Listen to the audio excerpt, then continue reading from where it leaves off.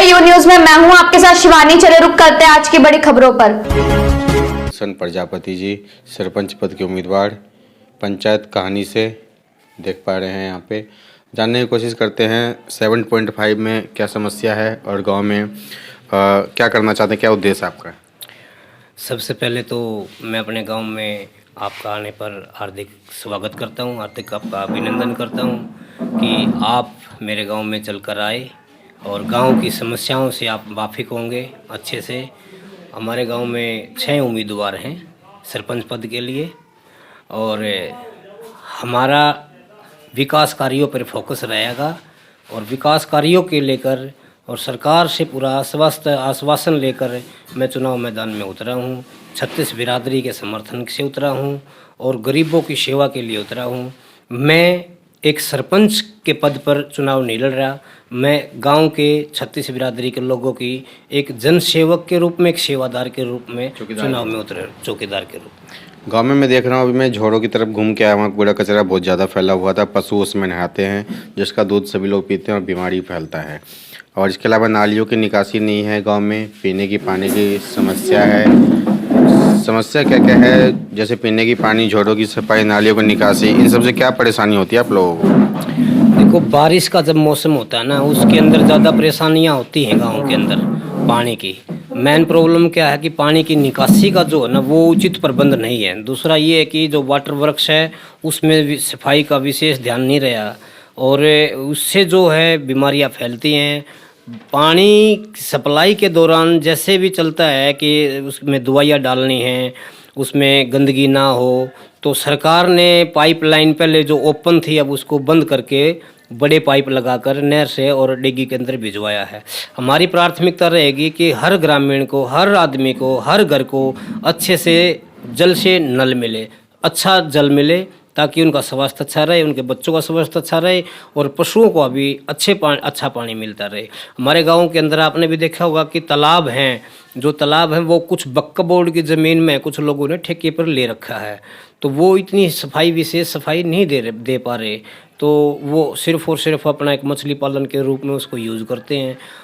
गांव की पशुओं के लिए, गांव के गरीब आदमियों को मजबूरी है वहाँ पर रोकना।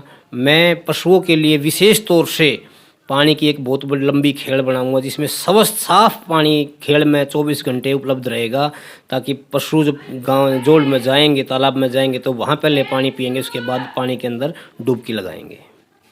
गांव में स्ट्रीट लाइट्स देख रहा हूँ खंभों पे नहीं है, रात पे लाइट, लोग परेशान रहते हैं, पशु परेशान रहते हैं।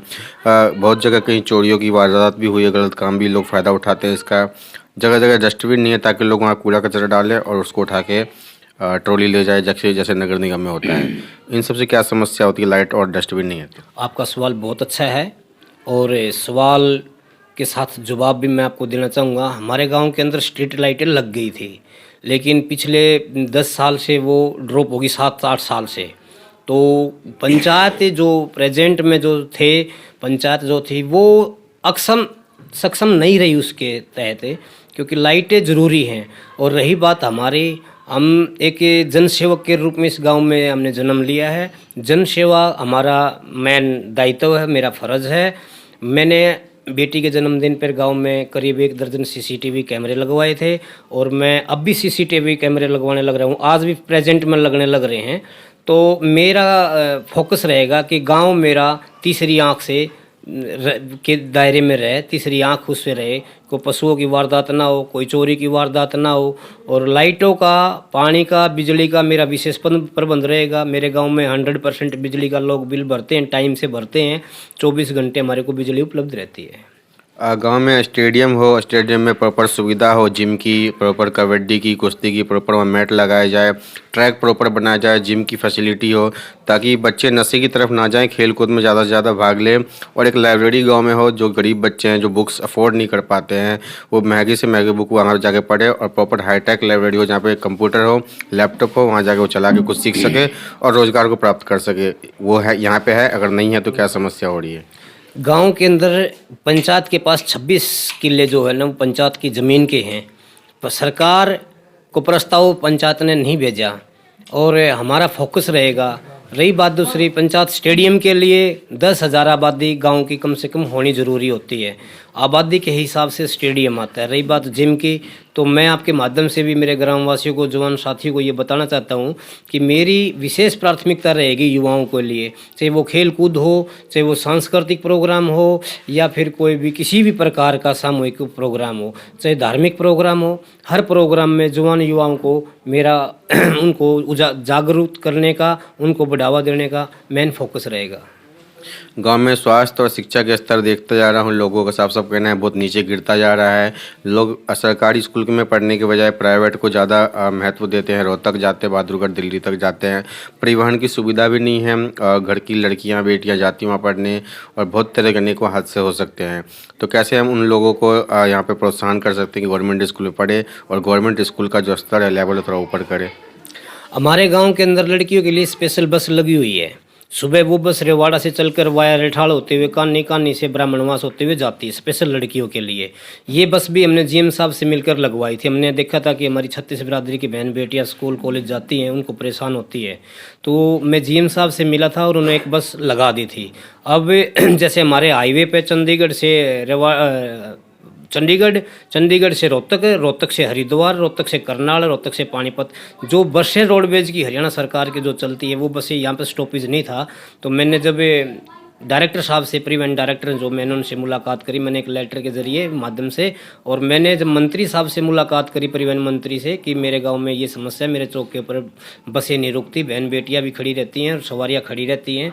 तो उन्होंने मेरी बात को बड़ी गौर से करके जीएम साहब को आदेश जारी कर दिया कि कानी रठाड़ का जो मेन चौक है, उसके ऊपर से रोहतक डिपो से जितनी भी बसें निकल कर चलेंगी, तो अगर सवारी वहाँ पर खड़ी होंगी, सिग्नल देंगी, तो उन्होंने रोकनी पड़ेगी।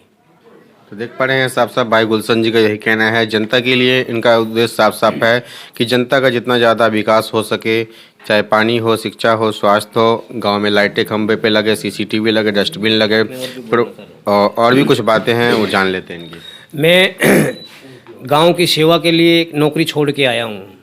मुझे अपने स्वार्थ के लिए मैं चुनाव नहीं लड़ रहा। मैं असल बात ये कि जो गरीब आदमी हैं, जो गरीब तबके के आदमी हैं, जिनके पास ज़मीन नहीं है, नौकरी नहीं है, और वो दिहाड़ी मजदूरी करते हैं, उनके बच्चों को अच्छी शिक्षा मिले, अच्छा उनको वातावरण मिले, अच्छा माहौल मिले, उनके लिए मैं अपनी नौकरी को छोड़कर इनकी सेवा करने के लिए यहाँ पर आया हूँ निस्वार्थ भाव से।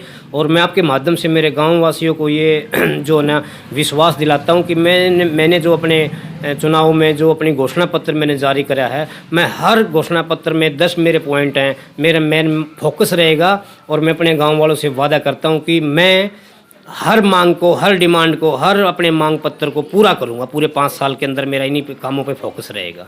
इससे समाज ऊपर उठेगा। समाज की नई हमारी जनरेशन है, जो युवा हैं, वो एक तरफ जागरूकता की तरफ जाएंगे। देख पा रहे हैं इनका साफ साफ 10 पॉइंट इन्होंने दर्शा रखे हैं फॉर्म में, और इनका भी हमने फ़ोटो ले लिया है। और जब ये सरपंच बनेंगे तो हम उनको बार बार याद दिलाते रहेंगे जो आपके 10 पॉइंट थे वो आपके पूरे हुए कि नहीं, और लगातार जनता से भी बात करते रहेंगे और सरपंच जी से भी बार बार उनके वादे गिनाते रहेंगे। मैं आपको बता दूं, जो मैंने डिमांडें रखी हैं, बाबा साहब भीमराव अम्बेडकर लाइब्रेरी के नाम से हरियाणा सरकार ने 7.5 लाख रुपए मंजूर कर दिया। उसके बाद जो बाबा रतनदास धर्मशाला है, एमपी कोटे से 5 लाख रुपए सरकार ने मंजूर कर दिया है। और जो वाल्मीकि चौपाल की बात है, हमारे गांव के अंदर आज तक वाल्मीकियों के लिए किसी ने कोई डिमांड नहीं रखी, मैंने उनकी डिमांड रखी तो एमपी कोटे से 5 लाख रुपए उनका भी ग्रांट जारी हो गया है। ये जो जितनी भी मेरी डिमांड हैं, लगभग इसमें से एक तो जो है ना प्लाटों वाली है, जो गरीब आदमियों को प्लाट देने की बात है पंचायत ज़मीन में से, वो बचा हुआ है। और जो खेतों के लिए जो आने जाने का जो रास्ता है, जो किसान भाई परेशान होते हैं, हमारी बहन बेटियां, हमारे जो बुजुर्ग जो साथी होते हैं, जो पशुओं के लिए चारा लेकर आते हैं, वो परेशान होते हैं, उन सब के लिए मैंने उनको सबको, मतलब 36 बिरादरी को ध्यान में रखते हुए मैंने ये सब रखी हैं। इनमें से 2, 3, 4, 5 डिमांड जो मेरी मैन जो जैसे भी मैंने सभी मैन, लेकिन 4-5 डिमांडों के तो मेरे पास पैसा पहुँच चुका है। और रही बात 3-4 की है, सरकार के साथ मिलकर चलेंगे। सरकार अच्छी सरकार है और सरकार के माध्यम से मैं पूरी ग्रांट लेके आऊँगा और मैं अपने गांव को आदर्श गांव घोषित कराऊंगा। तो साफ साफ भाई गुलशन जी का यही कहना है, गांव के आदर्श, गांव के विकास के लिए चुनाव लड़ना चाहते हैं। 12 तारीख को सरपंची का चुनाव है। आप एक ऐसे ईमानदार आदमी को चुने जो आपके गाँव के लिए विकास का काम करे। हरियाणा से रंजन जायसवाल की रिपोर्ट।